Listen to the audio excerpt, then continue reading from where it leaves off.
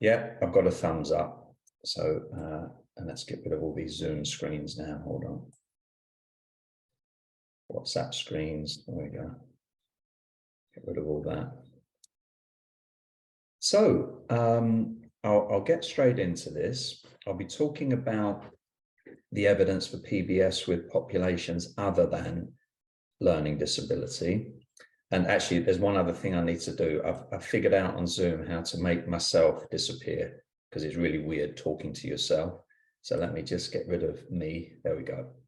So I'll be talking about populations other than learning disability, and I'll get straight into the presentation. So first of all, what do I mean by evidence? So this slide really is a hierarchy of different strengths of evidence, and as much as we love them, at the bottom are the single case experimental designs, which for many are considered a sort of a starting point in looking at evidence. Moving up, we've got randomized controlled trials, considered by many to be the #1 in research design. But I guess true to say about both types of design there, they both have their advantages and disadvantages. And the key thing they're trying to do is show that the intervention being tested is responsible for the change in behavior, not some other variable, like the person got better, you know, where they were ill at the start of the intervention. Okay, so that's what would be considered a good quality study, the extent to which it can demonstrate that experimental control. Okay. So moving up, we've got meta-analysis. So that's a reanalysis of the data from a published study. So single case experimental design, randomized controlled trial.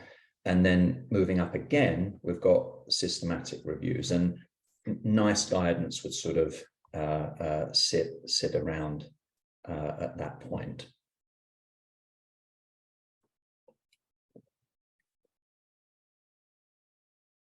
So to put that into context with an actual example, I'll refer to the State of the Nation paper and what it says about the evidence for PBS in learning disability. And this, I guess this is just to illustrate levels of evidence, but also it's to act as a bit of a benchmark against which we can compare the evidence for those other populations, which is obviously the focus of this talk.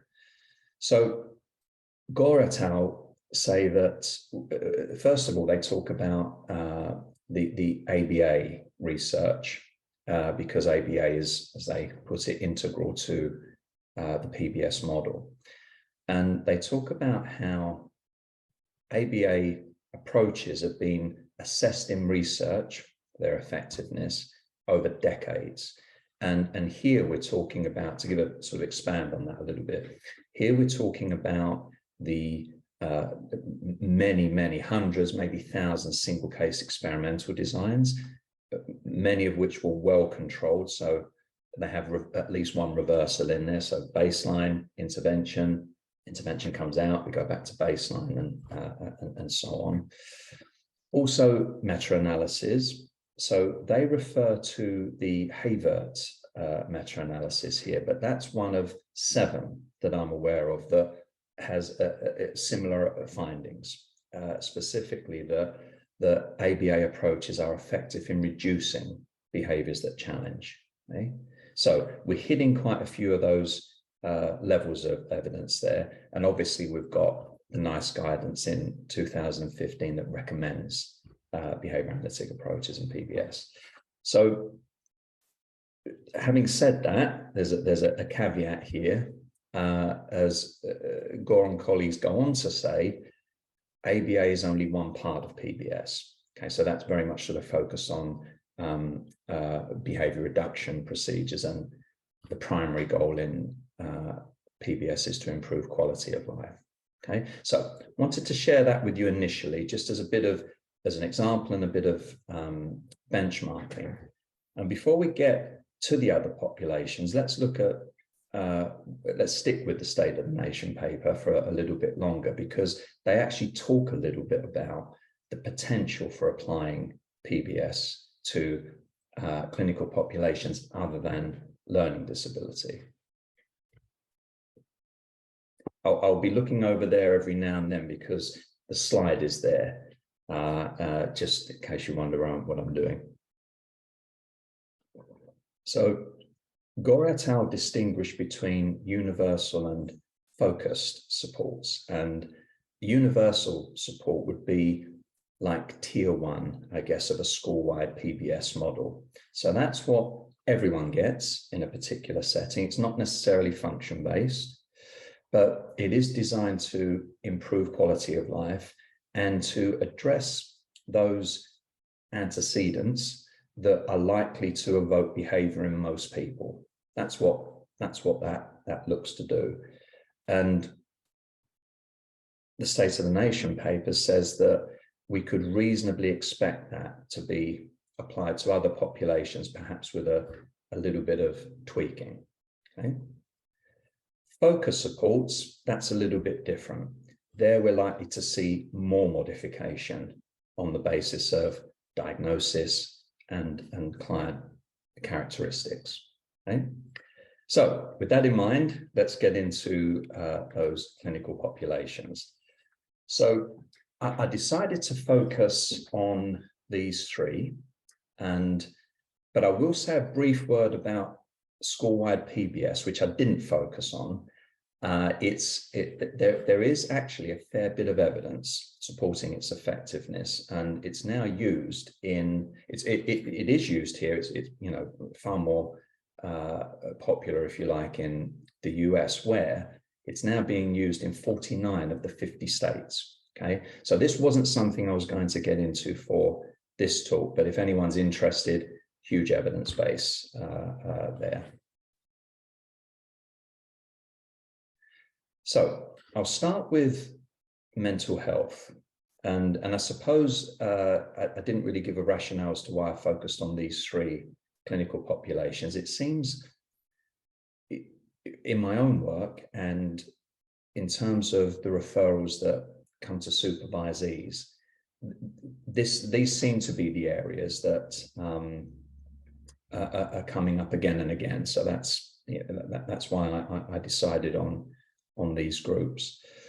So before I get into the evidence for mental health, what I found quite interesting was that a lot of people in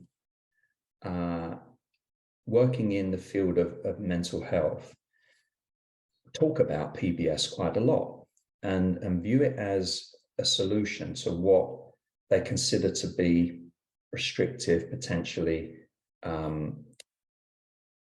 unethical practices. So Clark et al. Talk about how restraint, seclusion are quite commonplace, and that there are lots of, I guess, quite punitive approaches that are often used. So sort of walled rules and, contingencies that relate to adhering to them and not. And there has been a move in the mental health field to emphasize proactive approaches and proactive care planning, as they put it. But in spite of that, what a lot of professionals and researchers are finding is that there is still quite an overuse of reactive procedures. And for this reason, quite a few papers, and not necessarily research papers, but sort of opinion papers, reports, if you like, are saying we think PBS would be a very beneficial approach here, with its focus on proactive intervention, supporting quality of life. Okay? I wanted to start with that. Now, in terms of the evidence base, I didn't come across a great deal of high-level evidence for the use of PBS. I'll talk a bit about ABA a bit further down the line, but that's not to say I didn't find some studies, and I've got a couple that I wanted to share with you here.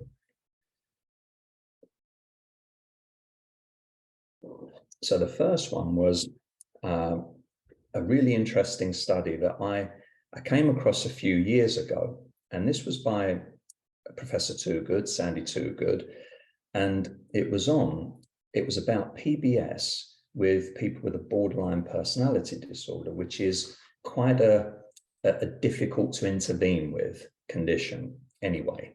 And I'll just talk about one of the recipients of the intervention. So this was a lady called Valerie.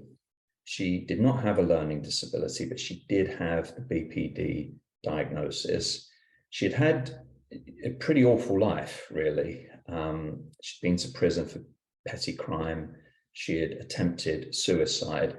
She was very lonely. A lot of old relationships with family and others had broken down, and she struggled to make new friends. And the paper talks about how quite a number of MDT professionals were involved, and they really were not hopeful for the future.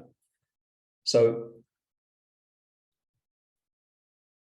one of the things I loved about this study was, and it goes back to one of the earlier slides on how PBS approaches might need to be tweaked a little bit based on different populations. And what Sandy did was apply, I guess, the whole functional behavior assessment and hypothesis development element of PBS a little bit differently. So I've got, these are my emphases here.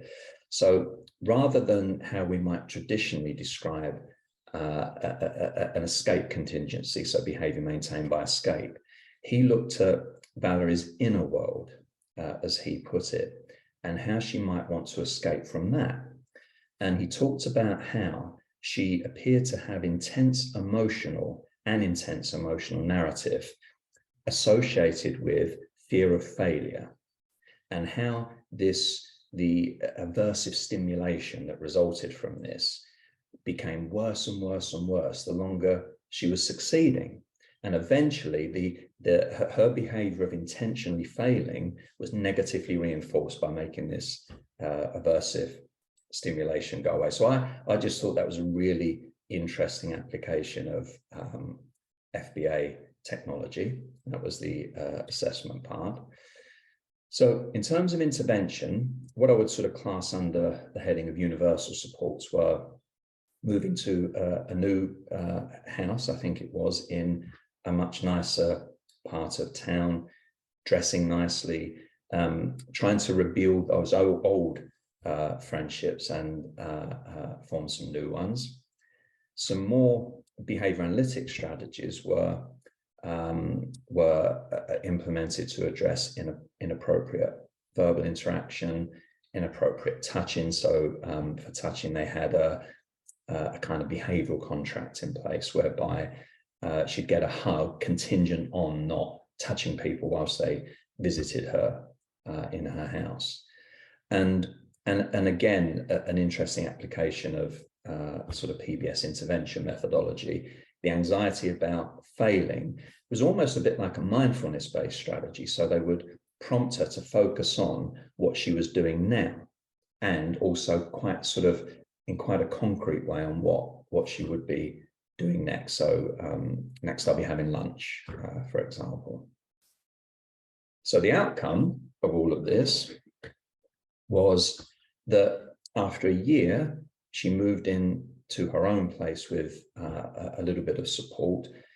She had rebuilt and built some relationships, and she was volunteering in the local community. And a judicial review, I forgot to mention that before, that had been in place at the start, that was lifted. 2 years later, she moved into shared accommodation with no support. And in all that time, she hadn't reoffended or attempted to commit suicide. So that's study number one. Another study, again in the UK, took place in a medium secure forensic mental health clinic. So these were people who had come into contact with the forensic system. They used a waitlist control group. So a bunch of people received the PBS intervention, a bunch of people did not, the waitlist control group. And the main measure they used was a checklist for challenging behavior, which looks at standard domains such as, dimensions such as frequency and severity, but also how difficult certain incidents might be to manage.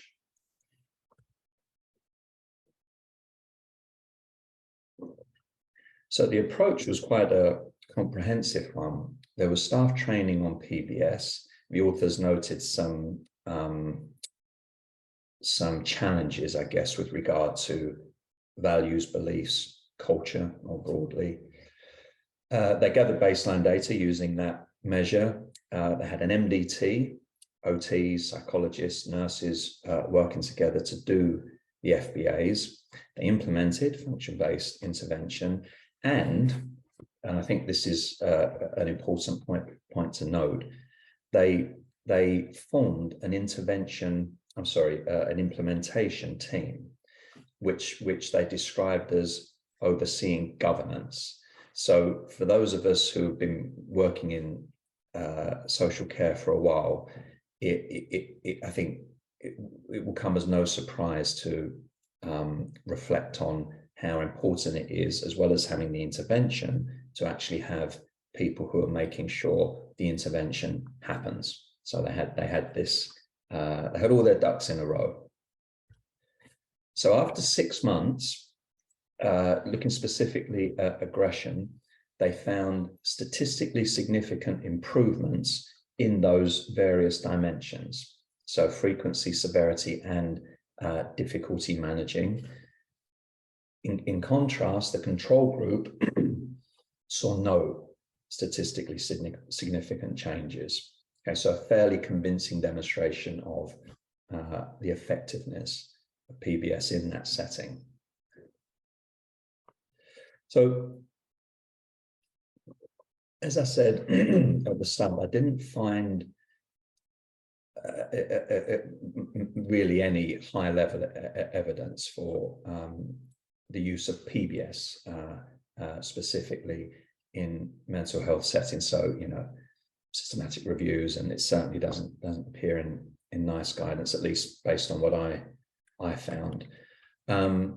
So with regard to the ABA literature, and obviously for each of the populations, I'll talk about the evidence for PBS, and then I'll talk about ABA, whilst acknowledging that ABA is not the whole of PBS, but also, as the State of the Nation paper says, it is integral to the approach. So I think it's reasonable to look at the contribution of ABA.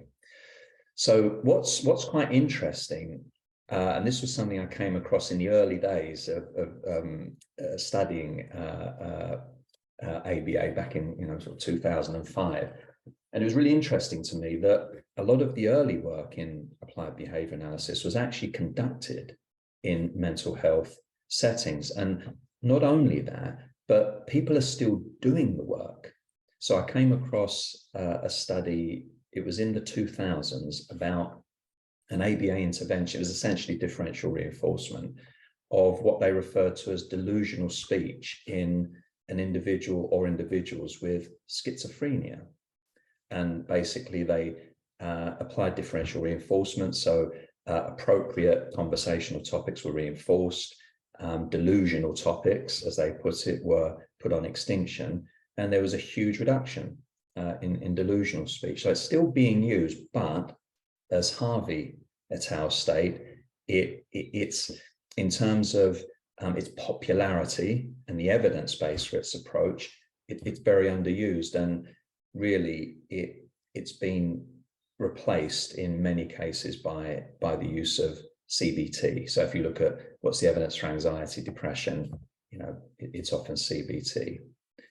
However, something else to say about ABA-based approaches, I guess when a lot of us think about ABA, what we think about are the sort of, if I can call them that, the standard approaches. So function-based intervention, skills-based procedures like functional communication training, non-contingent reinforcement, and so on. That's what I guess I'm talking about here. Now, it is worth mentioning that there are approaches that are recommended in NICE guidance for mental health problems that they share a conceptual base with the types of approaches I've just mentioned. So behavioral activation is an approach that has been shown to be very effective for depression, and it's very, very behavior analytic.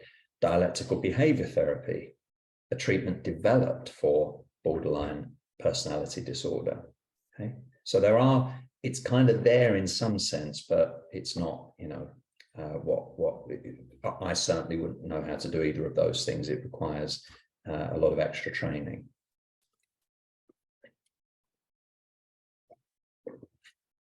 Okay, so this talk comes with CEUs for those who need them. And here's the first CEU word: Wakanda forever, for any of you, for any fellow Marvel fans. I'll leave that there just for a few seconds for you to write it down.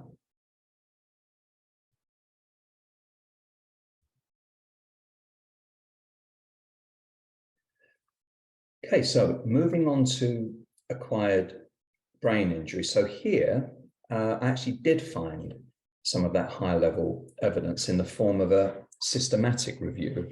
Now, the caveat is this review looked at behavioral approaches as they described them, and they included in their ABA and PBS. So in terms of numbers, they looked at 65 studies. There were 2 small randomized controlled trials. They were actually on PBS. There were 36 well-controlled single subject case designs. So well-controlled is with that reversal in there. And then there were some that didn't really make the grade. So the last bullet there talks about the relative spread of ABA versus PBS, and that some of them were combined. And the outcome of all of this, so I have no idea how to pronounce that, Visaka et al. Found that what they referred to as traditional contingency management, they're talking about ABA approaches and PBS procedures, can be considered evidence-based treatment options in, just to go back, traumatic brain injury, which is a type of acquired brain injury. So someone, for example, has a motorcycle accident versus someone who maybe has a stroke. That would be a different type of acquired brain injury. Now, there are actually quite a few studies in acquired brain injury. I was reasonably familiar with the literature on ABA in acquired brain injury, but never really looked into PBS until I was getting ready for this presentation. There are actually quite a few, and they as well as looking at reducing behaviors that challenge, there are a few like this that look at improving quality of life or try to do both, which obviously improving quality of life is the primary outcome in PBS. So this was looking at people who had sustained an acquired brain injury, and they actually were receiving PBS as part of a sort of separate study. But what Gould et al. Did was look at whether PBS actually had an impact on the extent to which they achieved goals in general. And they were looking at the kind of goals that tend to be looked at in neurorehabilitation. So they were looking at psychological well-being, relationships, and self-care, for example. And after 12 months of this intervention, they found that 84.6% of goals had been achieved. And actually, they talk as well about how there were lots of additional goals. So people actually exceeded expectations as well. And I think it was on average 2 goals per person, I think, were exceeded across the 12 months of the study. And just to explain what the PBS plus means, plus stands for person-driven, learning together, uniting supports, and skill building, which they describe as principles fundamental to the approach. I don't really understand what that added, if I'm honest, because I think those are all principles that underpin PBS anyway, but this is potentially something that's perhaps more common in the acquired brain injury field. Another example, this was looking at improving quality of life and reducing behaviours that challenge in 2 adolescents who were engaging, who had an acquired brain injury and were displaying aggression and property destruction. So the behaviours that challenged were reduced to 0 after receiving PBS, this was PBS, and engagement in activities and their ability to self-manage increased. Now, there were quite a few studies, and I'll talk a little bit in a few slides' time about the contribution of ABA here as well. But I wanted to just share something with you because I thought this was incredibly interesting. Feeney and Visaka were talking about how some of the strategies that get emphasized in PBS could be uniquely suited to specific types of brain injury. And apparently it's the case that with certain types of frontal lobe injury, people can struggle to learn from the consequences of their behavior. So, and whether those consequences be reinforcement or punishment, technically speaking, reinforcement and punishment. Okay, so and before sort of getting into this, I just need to explain something in terms of how people working in other fields sometimes make a distinction between PBS and ABA. So they'll sometimes talk about how ABA is primarily concerned with changing behavior by manipulating consequences. We could dispute that, but this is how it's viewed. And with PBS, there's more of an emphasis on antecedent-based approaches. Okay, so with that in mind, these guys were saying that the antecedent approaches that characterize PBS could be very, very helpful with this type of acquired brain injury. And I can support this with a real life example from my partner, who is a clinical psychologist working in neuro rehab. And I was talking with her about this, and she said, "Oh yeah, we see this a lot." And she talked about someone who had an acquired brain injury. I think it was a stroke, I'm not sure. And as a result, there were some cognitive problems that they had, but also some mobility issues. So this was someone who could self-propel in a wheelchair around the ward, but could not transfer from the wheelchair to their bed. And what was happening, in spite of the fact, and this is the interesting thing at times with brain injury, the person was able to say, and was very articulate, could talk about how they shouldn't get out of the wheelchair without first calling for the nurse, because I can fall, I could hurt myself.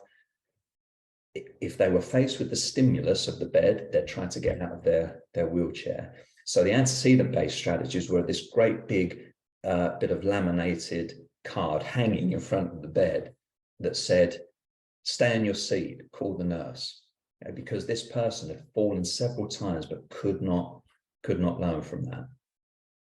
So that was that.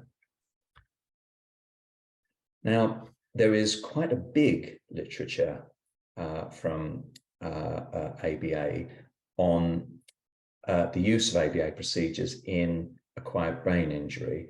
And what's quite helpful is when researchers apply criteria that demonstrate whether certain interventions, so it becomes quite granular, are empirically supported or evidence-based. And this meta-analysis that is referenced here found that with regard to improving skills or helping people acquire skills after brain injury, reinforcement was well established. That, that wouldn't surprise us. And self-management was probably efficacious, which sounds really on the fence, but it's quite good. And with regard to behavior reduction, differential reinforcement was well established. So that's a really useful endorsement. Okay? In the world of clinical practice, and this is the case, it's probably the case for mental health. I didn't really get into that with mental health, but certainly with acquired brain injury, that people are already using PBS as an approach for acquired brain injury, even though there might not be tons and tons of evidence. There's a fair bit, but even though it's not sort of recommended, for example, in NICE guidance. So I know of two. I know of one provider that uses PBS and talks about it on their website, and the Royal Hospital for Neurodisability in London, in Putney. Yet they don't only use PBS as their approach for behaviours that challenge in people with acquired brain injury. They actually provide training on it to other neuro rehab units. So that's something that's sort of, I would say, is very much out there in the world of clinical practice.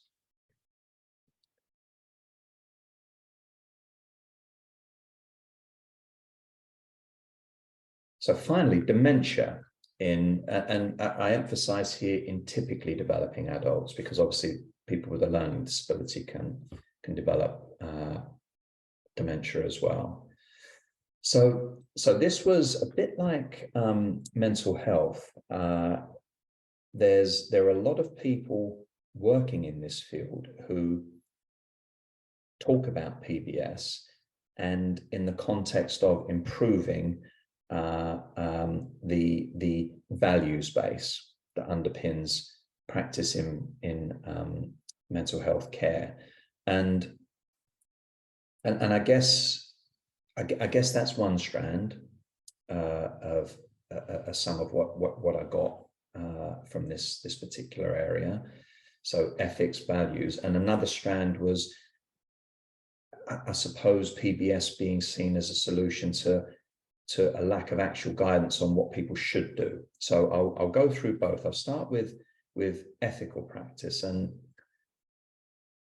the first slide here talks about this in quite strong terms, and I think talks about it. So looking at the first sentence there, this, for a lot of us, a lot of you guys in the audience here, certainly been an issue for me many times over the year.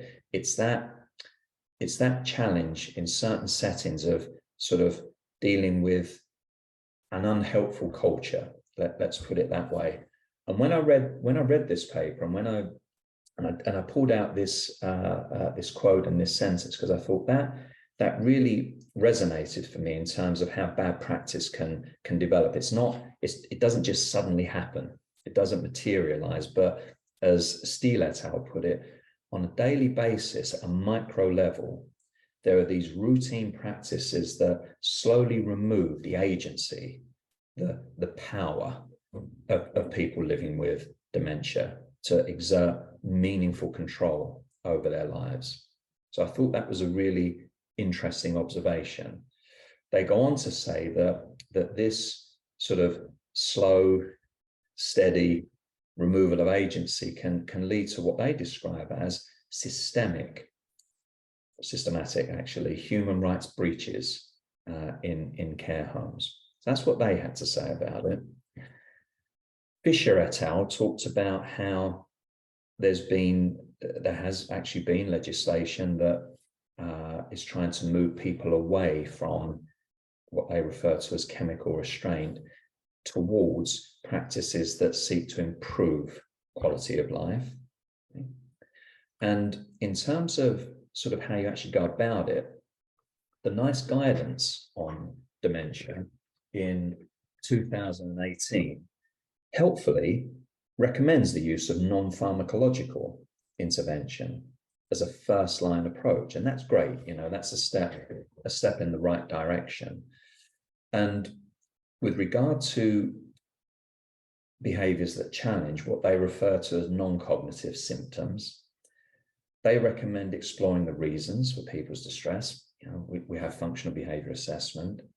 They talk about looking at clinical or environmental causes. And under the heading of clinical, they have things like delirium, you know, sort of sudden confusion. Under the heading of environmental, they talk about inappropriate care, which is something we've been doing for years.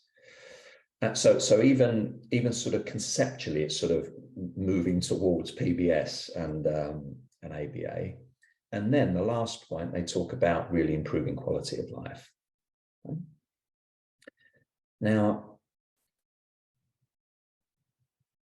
that's great, but here's the but, they don't actually tell us how to go about it.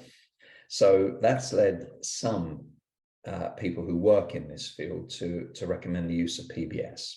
And James et al. Talk about concepts and approaches from PBS, and in their paper they elaborate on that, and they're talking about function-based approaches. And it was really interesting to me because the way, it's a recent paper, but the way it was written, I got the sense that is quite a novel idea.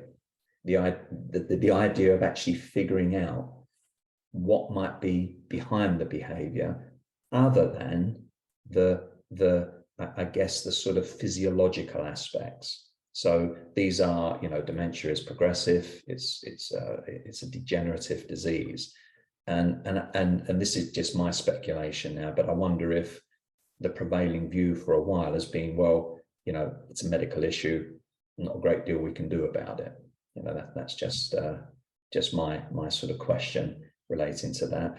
And when they talked about approaches from PBS, they gave as an example what many of us would consider to be sort of very fundamental, I guess, using those three-stage PBS programs. BSPs. So an emphasis on preventative strategies initially, but then having strategies in place for if people demonstrate warning signs, and also if there's a need for incident management. So there were a few studies on PBS, and this I thought was an interesting one on something called frontotemporal dementia. And this is, in contrast to other types of dementia, this is associated with early changes in behavior. So that's often the first clue family members, professionals get that something's wrong. And it's interesting when you read papers in sort of other fields, how they talk about behavior. So they were talking about apathy, so withdrawing, decreased communication, withdrawing socially, and disinhibited behavior. So shoplifting and gambling in the case of these for older adults. So they used, in terms of measures, they used a measure that's specific to their field, but they also use one that's very familiar to us, so the motivational assessment scale. And what they found was that the main functions of those behaviors were sensory, tangible, and escape. And after implementing a PBS approach, they actually saw improvements in some, not all, aspects of those behavior. And I forgot to mention, this was actually a feasibility study, because PBS hasn't, you know, historically been used with these populations.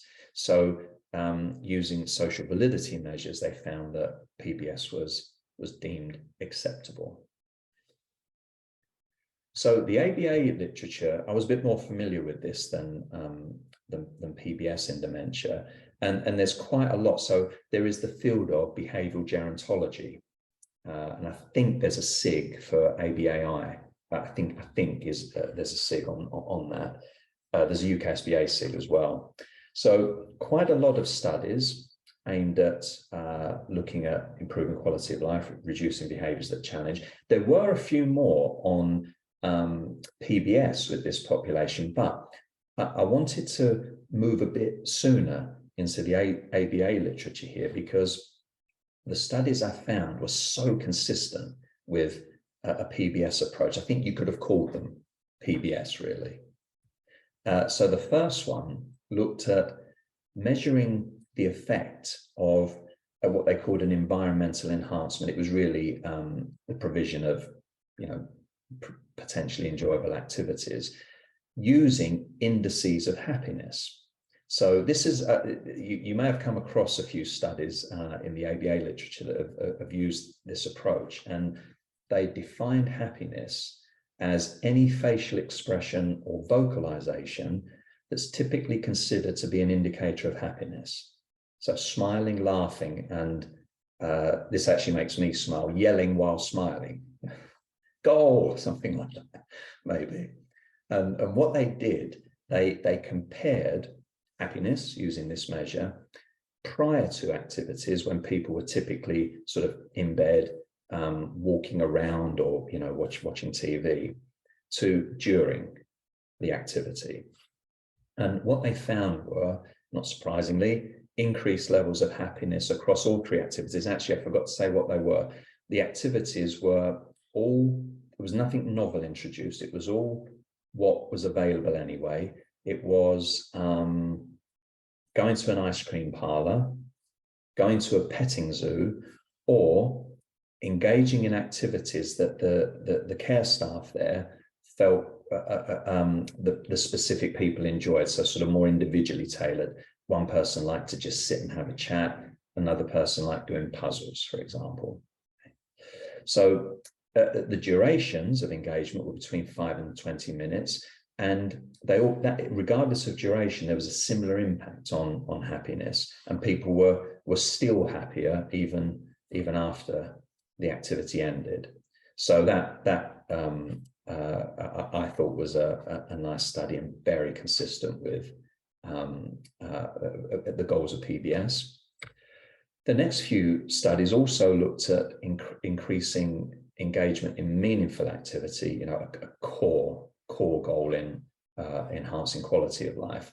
And they did it in different ways. So this used prompting in the form of an offer of different activities and verbal praise as reinforcement for engaging in the activities. And there were increases as a result of this in activities that were deemed to be necessary for maintaining independence and well-being in general.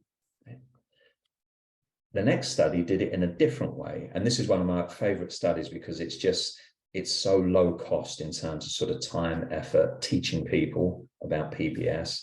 So Sharp et al., what they did, they looked at the traditional setup of the communal lounge in a home for older adults, which is, I don't know if you've ever visited one, but I have, and it's often chairs all around the edge, in these communal areas.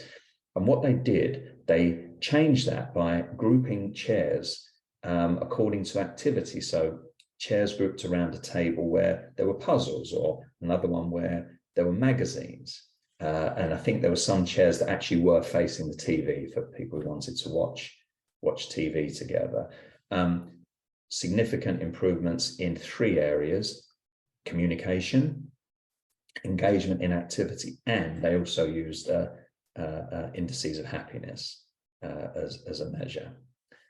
So the final study I'll tell you about, it's another favorite. It's one I came across many years back. It's an older one. This is 1990. It looked at enhancing conversation skills using a memory aid. And this was with 3 women with middle stage Alzheimer's disease. So they were quite far along.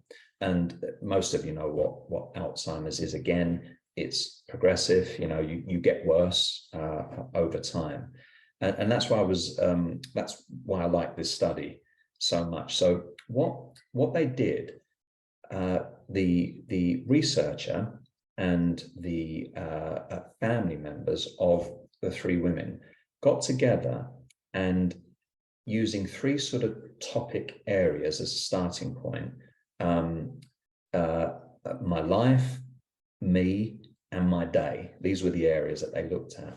They came up with 10 personally relevant facts for each of the 3 women, and they wrote them down as a script and had photos next to it. So that was the memory aid. And the idea being that a carer or a relative would say something like, "Tell me about yourself." And using the scripts, the women would say something like, "My name's Susan, my husband's name is Sam," and so on and so forth. So I've got, as there are CEUs available for this, I thought I better have at least one graph from Java. So here you go. Now, don't worry if you can't see this very well, because it really is about just the visual inspection. So I'll explain it a little bit. This is just for one person, okay? And you've got each graph in this multiple baseline design refers to the different topic area. So at the top, we've got about my day, next one about my life, and the one at the bottom is about me. And the dependent variable, so what they're measuring here is the number of on-topic statements for every 5 minutes of conversation. So let me see if I can get my little laser going here. Hold on. There we go. So here, here we've got the baseline. You can probably see this really clearly, and I don't need to do this, but just in case you can't. So in each case, we've got not a great deal of on-topic conversation, okay? As soon as we get in with the memory aid, we've jumped up to here. So that is about,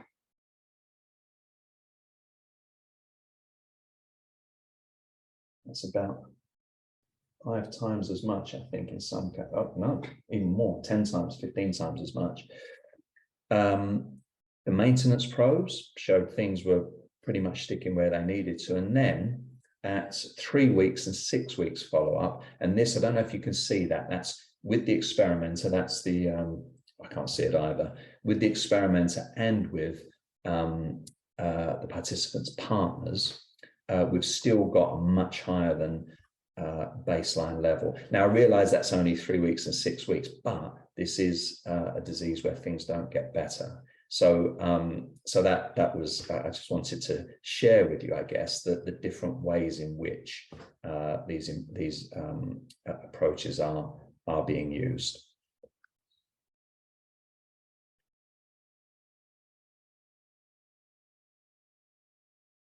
Okay. So if you're interested, bunch of reviews on ABA in dementia. Back in the world of clinical practice, there are trusts that are already using PBS as their approach to dementia, even though there's not tons of evidence, depending how you think about it. So time for the next CU word, which is Asgard. Have you identified the theme? So I just, let me just check in with Kate for a sec. Yeah. Katie, hi. How long have I got? Because I've organized the next bit so that I can talk a bit more or go to questions. Okay, so you've got about 7 minutes left. Oh, blimey. Okay. Yeah. You've only got one question in the question answer at the moment, though. Oh, right. Okay. I guess people are allowed to put their mics on and ask me as well if they have anything. They have to type them in the... I have to type it. Okay, no worries, no worries. Well, what I'll do then, I'll make sure we've got a bit of time Thank you. for questions. So, is there evidence for the use of PBS with the populations that we've discussed? If that question if the question is there higher level evidence, thinking back to our hierarchy, then not really, with the possible exception of acquired brain injury. Now focusing specifically on PBS, so PBS in the title, yeah. If we consider the contribution of ABA, I think things start to look a little bit better. What I was going to talk about, if there was time, but happy to answer this, so you can ask it as a question, is kind of what does this mean for practice? What does this mean? I work with people who are typically developing, and there's no diagnosis of learning disability. So there are situations where we could argue it is okay to intervene, perhaps when we're working as part of an MDT, for example. But what I'll do, so as to leave some time for questions, I'll stop there. And if anyone wants to catch up with me after about anything that's been discussed, I'm happy for Katie and Tia to share my email, and feel free to get in touch with me. So thanks everyone. Any questions?